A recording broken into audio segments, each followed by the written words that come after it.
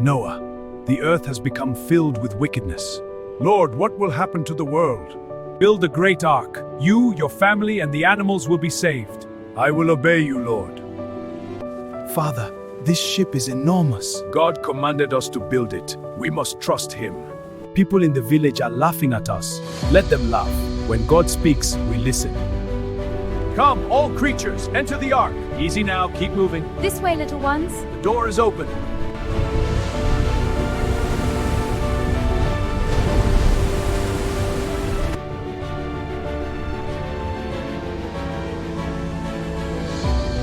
The dove has returned. Look, it has an olive branch. The waters are finally going down.